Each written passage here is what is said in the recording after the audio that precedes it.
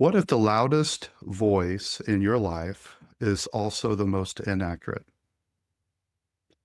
We live surrounded by voices. Our past, our mistakes, and our successes, our trauma, our culture, our cravings, our critics. And every one of these voices is trying to tell you who you are. Some of them whisper, some shout, and some haunt. But what if almost all of them are wrong? What if your true identity has never actually come from either within you or around you, but from above you? And what if learning to hear that voice is the turning point of your entire spiritual formation? Every one of us knows what it's like to wake up and feel like you are defined by the worst thing that you've ever done, or the worst thing that's ever been done to you. That's shame. Shame has a way of shaping our identity. So does addiction. So does betrayal. So does trauma. But none of those voices should get the final word. Today, I want to focus on the one voice, the only voice that tells the truth about who you really are. After his baptism, Jesus came up out of the water. The heavens were opened up.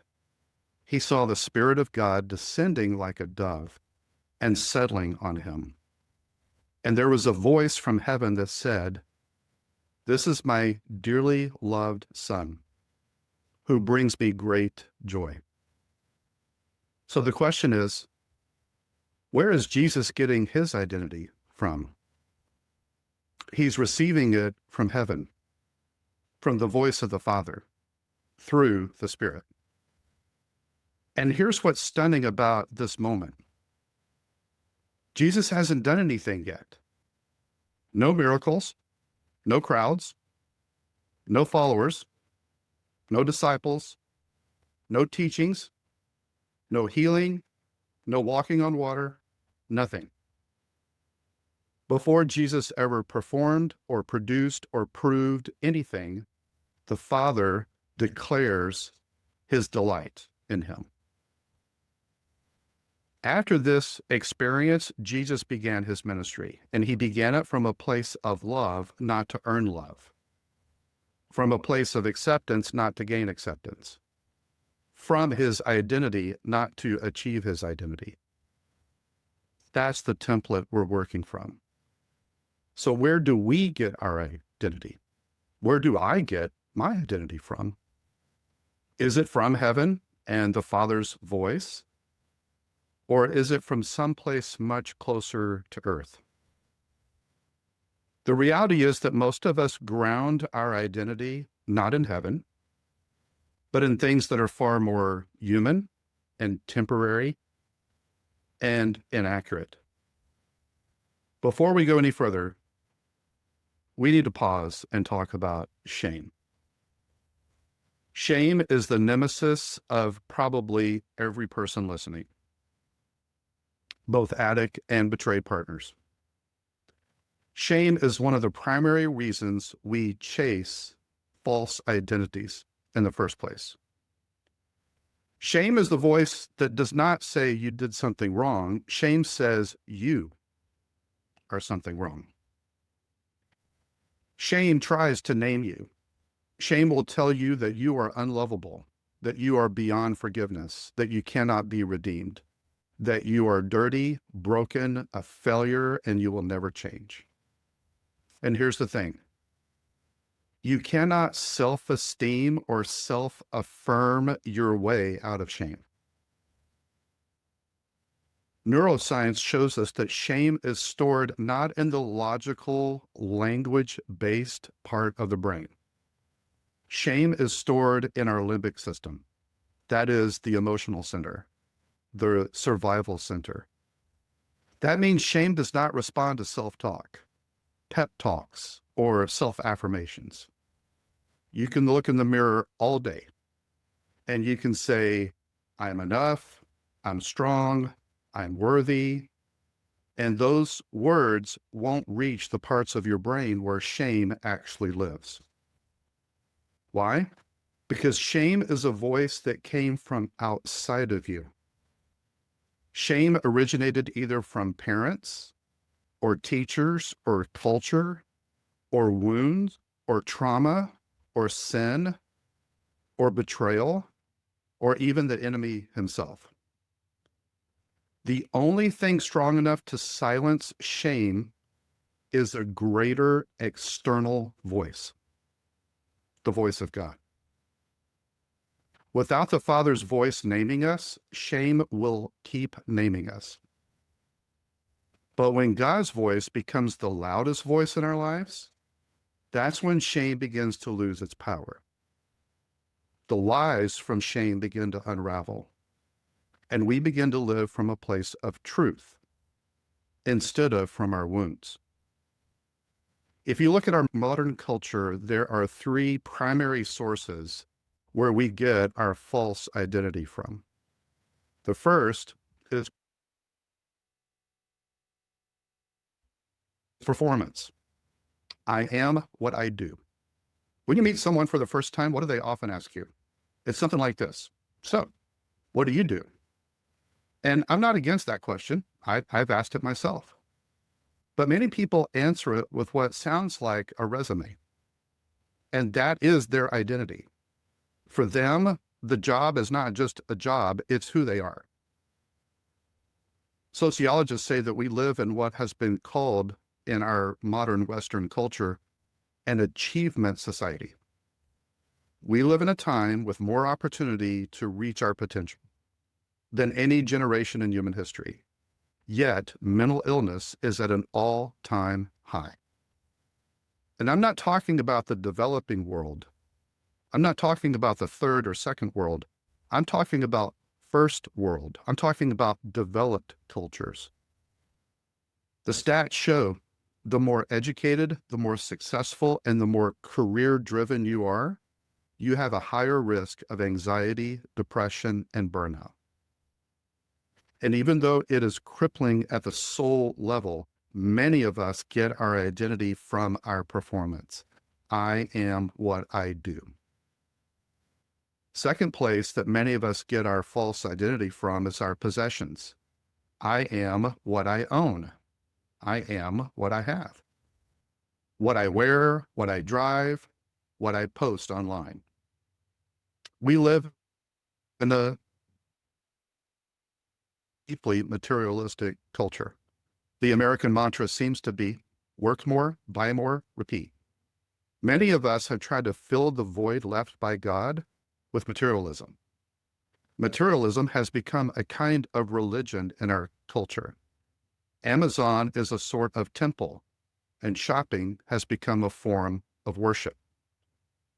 And fashion today is not just about function or staying warm, it's an identity statement. A suit and an expensive watch project a certain identity. Denim jeans and tattoos project another identity. A single-family suburban home projects one thing, a downtown apartment another. A minivan versus a motorcycle.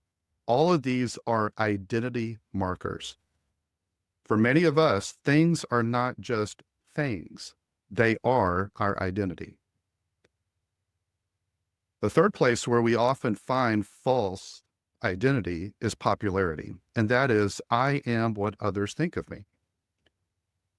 Some of us never fully outgrow the high school cafeteria. Do you remember the pressure, the discomfort of the high school cafeteria and just wanting to find our tribe, our clique, our group? Even as adults today, do you ever walk into a room and you feel pressure to try to appear smarter or better looking or more educated or more successful or just cooler than you actually are? We try to project a polished version of ourselves. And this has been amplified by social media greatly. If you get caught in this popularity game, Social Darwinism, which is survival of the fittest, will eat you alive because no matter how good you are, someone else is going to be cooler or smarter or wealthier or more successful. Think about the strange phenomenon known as selfies. Sometimes it's funny, sometimes it's playful, but often it's just kind of sad to me. When every photo on someone's social feed is another carefully curated selfie. It can look like arrogance, but underneath, it's usually deep insecurity. A selfie is often someone's way of saying, will someone notice me? Will someone like me? Will someone pay attention to me? Even if I have to brag, lie, or airbrush myself to get it. For many people, identity is rooted in what others think about them. So we've just named 3 common places that people find their identity. Either their performance, I am what I do, possessions, I am what I own, or popularity, I am what others think about me. And that's not an exhaustive list, there's others. But it covers much of where modern identity gets tangled up. Here's the danger. When we root our identity in any of these, the risk is this. Every one of these will be taken away from you at one point or another. And who are you then? For example, if your identity is rooted in your performance, I am what I do. What happens when you lose your job? What happens when you get passed over for the promotion? What if your job someday gets replaced by AI or automation, like a lot of people are experiencing right now? Who are you without your job title? Or if your identity is rooted in possessions, what happens when you lose the things that you worked so hard to buy? Who are you without your home or your car or your 401k? Or if your identity is rooted in what others think about you, what happens when you gain weight or you begin to lose your hair or you just show the inevitable signs of aging and you change or you're just not cool anymore? All of these identities are what Jesus called shifting sand. They're not a good foundation for your identity.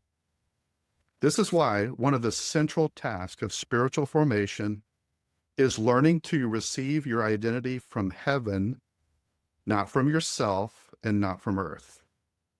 So you might be thinking right now, okay, Jesus had that cool moment when he was baptized and the Father spoke over him, but he's Jesus. I've never come out of the bathtub and had a dove descend on me and a heavenly voice, boom, this is my beloved child. That hasn't exactly happened for me. But what if what is true of Jesus is also true of you? Let's consider a book of the Bible called Ephesians. That is a letter that is written by Paul, and it is a masterpiece on the topic of identity. And there is one phrase that shows up 150 times in Paul's writings. This is the phrase, in Christos, translated in Christ. It's a crucial part of just Ephesians chapter 1 and really throughout the whole letter. Paul uses this phrase more than 150 times in the entire New Testament. It's his primary way of describing our identity. This is rooted in the meaning of the word Christ, but we need to explain what that word means. A lot of people think that the word Christ is Jesus' last name. Like John Smith, Jesus Christ. That's not what it means. Christos is the original Greek word, and it's a translation of the Hebrew word Messiah, the long-awaited king who represents his people.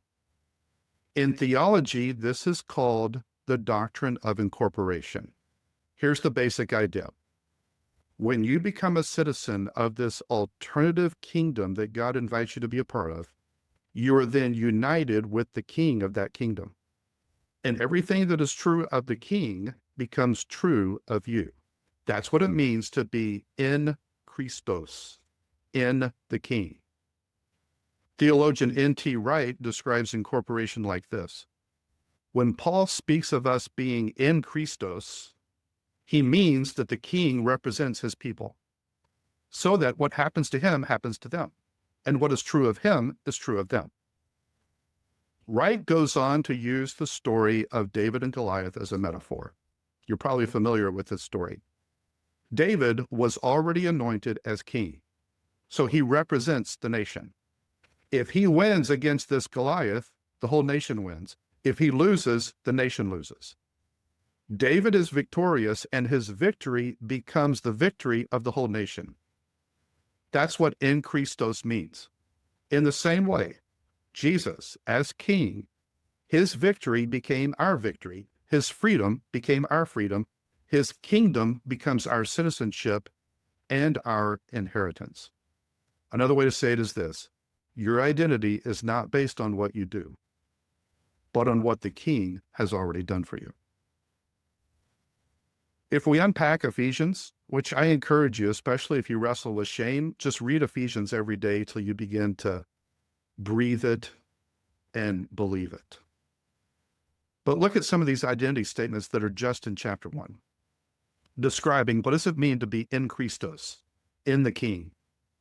Just in Paul's opening paragraph, he says we are blessed with every spiritual blessing in Christos. We are chosen before creation. We are holy, that is, set apart, distinct, different. We are blameless. That's probably my favorite description of my identity. We are loved. We are adopted. My second favorite is this one. We are recipients of grace. That word grace means undeserved privilege. We are redeemed. We are forgiven. And that's just from the first chapter. Paul keeps going for 3 more chapters talking about our identity in Christos. He says, you are God's poetry. He says, you're part of a brand new humanity. He says, you've been made fully alive or awakened. And those of us in recovery, we can identify with that. So he piles identity statement upon identity statement, all rooted in Christos, in the King. Now, again, you might be thinking, that's a nice list, Roy, but none of that feels true for me. I'm not holy. I'm not blameless. I did horrible things in my active addiction. Or as a betrayed partner, there were horrible things that were done to me. So how can Paul say that this is true of me? I don't feel it right now. It's true because this is who you are, not in yourself, but in the King. The King is holy, so in him you are holy. The King is blameless, so in him you are blameless. The King is chosen, so in him you are chosen. Here's the key. It's not just true of you theologically or theoretically. It is becoming true of you in reality, in your spiritual formation. You are in the process of becoming who you truly are in Christos. When it comes to the Bible, identity is rooted not in your past, who you were. It's not even rooted in your present, who you are right now in this moment. Your identity in Scripture is rooted in your future, who you are becoming. Let me put it this way. At the end of your life, you're only going to have 2 things that matter: the person that you've become and the relationships that you've built. Most of us define our identity by our past, or at best, who we are right now. We attend a meeting and we say, hi, my name is Roy and I'm a sex addict.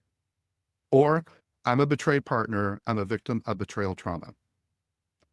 Those things might be true of you, but they are not the truest things about you.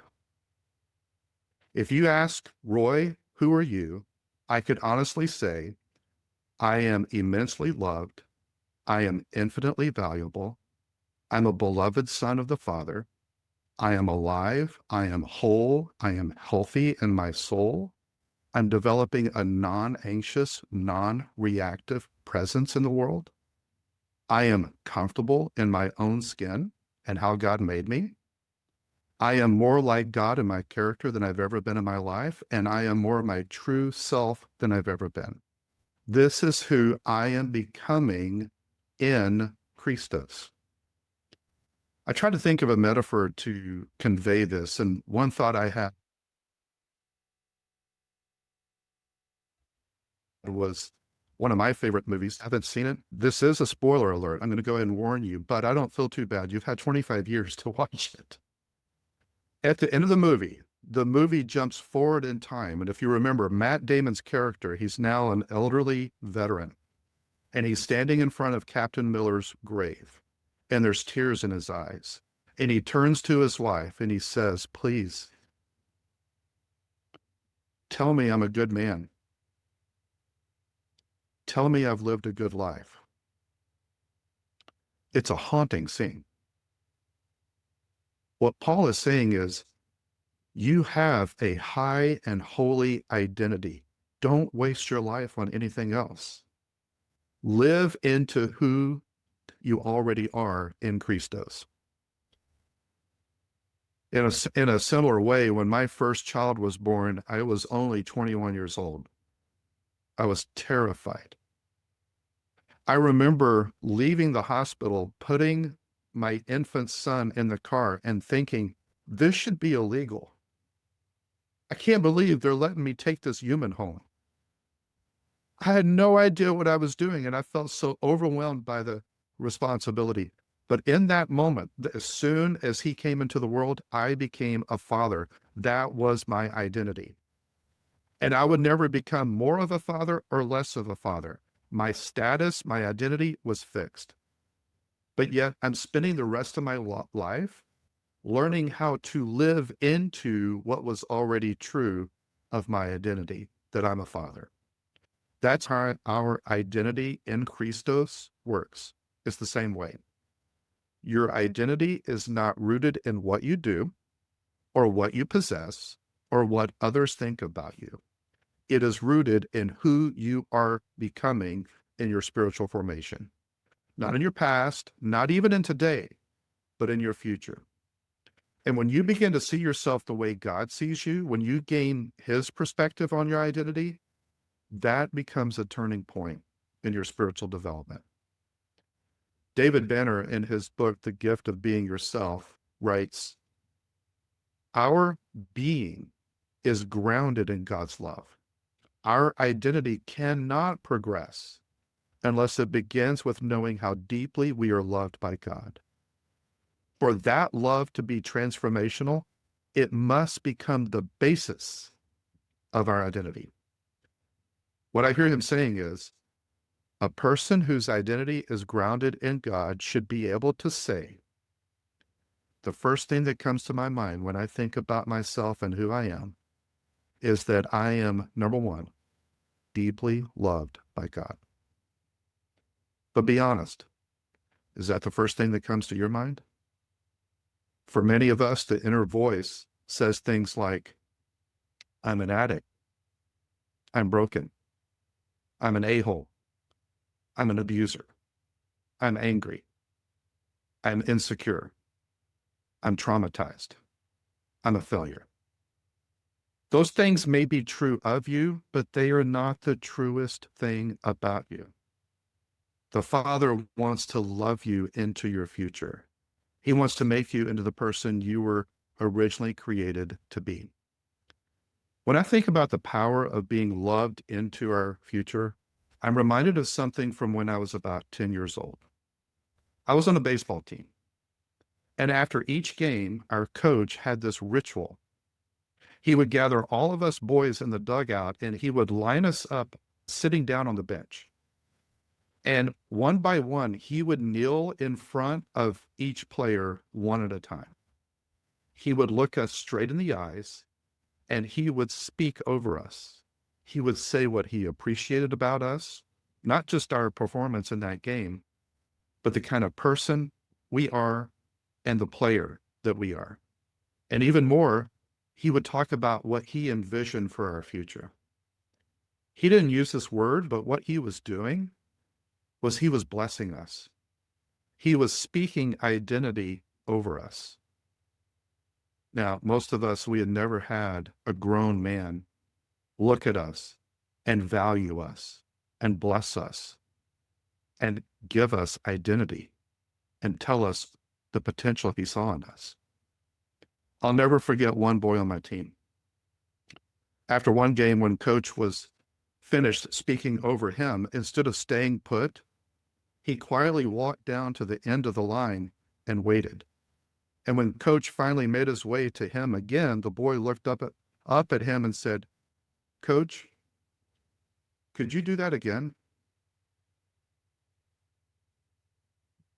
He was hungry to hear words that lifted him up and didn't tear him down.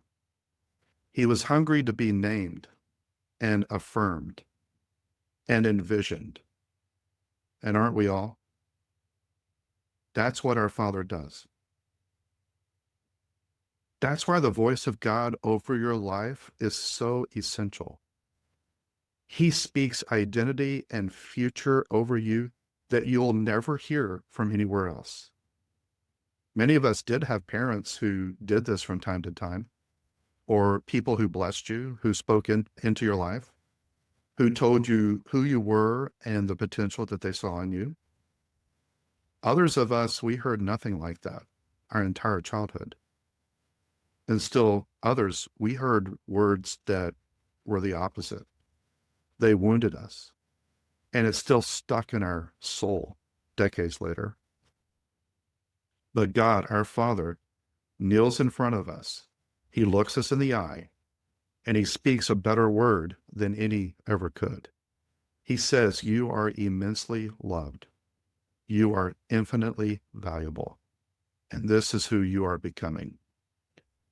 You were never meant to carry identities that God did not give you. Not the ones rooted in your past, not the ones handed to you by shame, not the identity assigned to you by fear or failure. There is one voice that cuts through all the noise. It is the same voice that spoke over Jesus that day. That same voice now wants to speak over you. Just like my baseball coach, kneeling in front of each boy, calling out who we were and who we could become. That's how the Father kneels in front of you. And just like that boy who moved to the end of the line and said, "Coach, could you do that again?" There's a part of every one of us that longs to hear it again and again and again. The Father looks you in the eye. He sees every one of your wounds, every one of your failures, every regret, every trauma, and he speaks over you. "You are my beloved child. I delight in you." Let's let that voice be the one that we build our life on. Let that voice be the one that names you. Let that voice be the one that loves you into your future. This is who you are. This is who you are becoming. This voice is the one that gets the final word.